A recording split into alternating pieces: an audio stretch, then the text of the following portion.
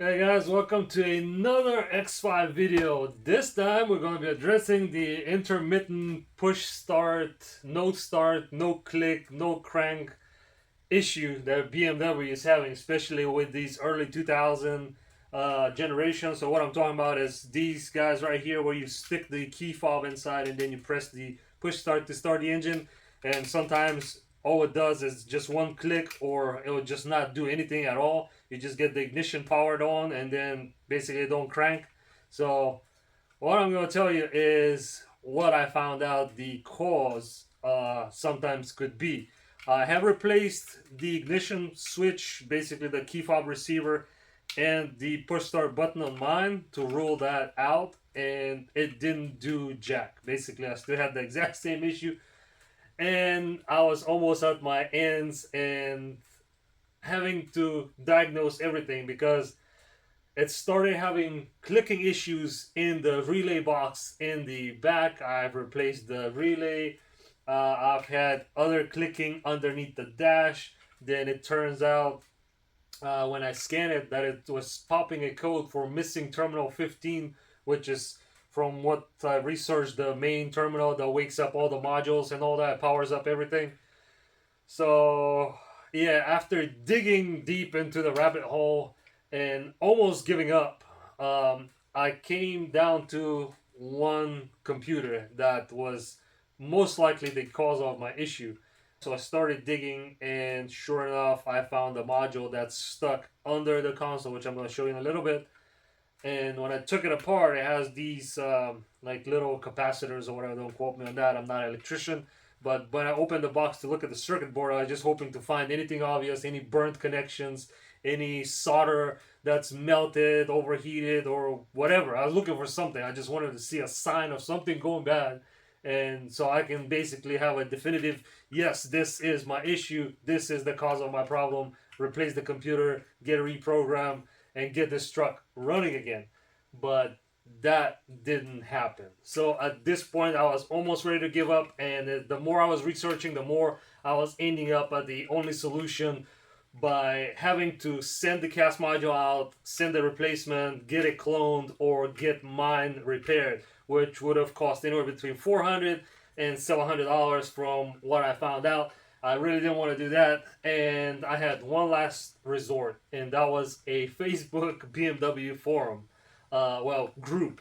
So I went there with my issue, and the only guy that had experienced the same exact problem told me one thing, to try one thing. And at first I was skeptical, but really at this point I had nothing to lose. So I was like, hey, I'll give it a try. I don't care. If I'm going to be replacing the module, I might as well. And his advice was take the module out, take it apart.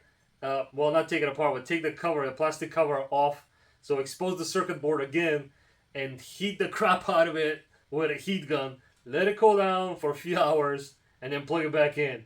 And most likely it'll fix the issue. At least that's what happened with him.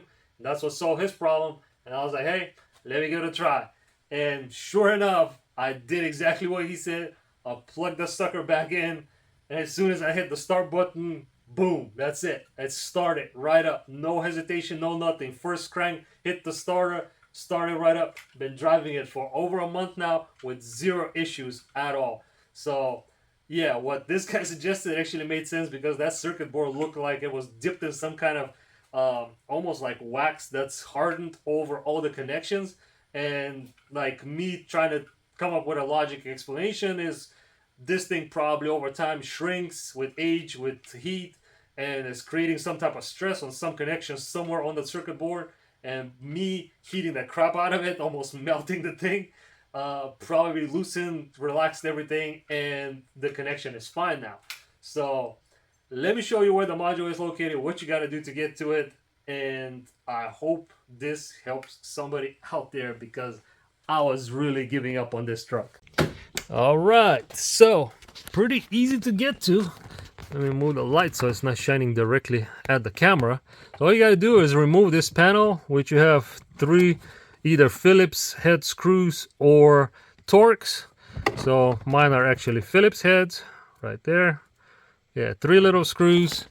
Remove those, and then you're gonna come underneath. You can unplug the light if you want and just completely remove the panel. But let me get this light. Definitely don't want it shining directly at the camera. But the module, that is this guy right here. So you have this plug and you have this plug. This basically goes to your ignition switch and the push start button. So you unplug this and then you unplug this connector right here, and then you pull on this tab and the module just slides down. So I'm not gonna pull it out because I'm honestly afraid of touching this thing any more than I have to, because it's been working fine. So I don't want to jinx or break anything and have this issue again, because basically that renders your vehicle completely useless. It will not start, it will not move, it will not do anything if this module goes bad. But right now it's been running and it's perfectly fine. But this is where the module is located. This is what worked for me. So don't spend your money on getting everything replaced. And if you're down deep enough to where you know you have problem with this module, or somebody's telling you need to replace it or clone it, try this first, and it might just work like it did for me and save you a ton of headache and ton of money. So as always, I really hope this helps somebody out there, and stay safe, be blessed. Get you on the next one.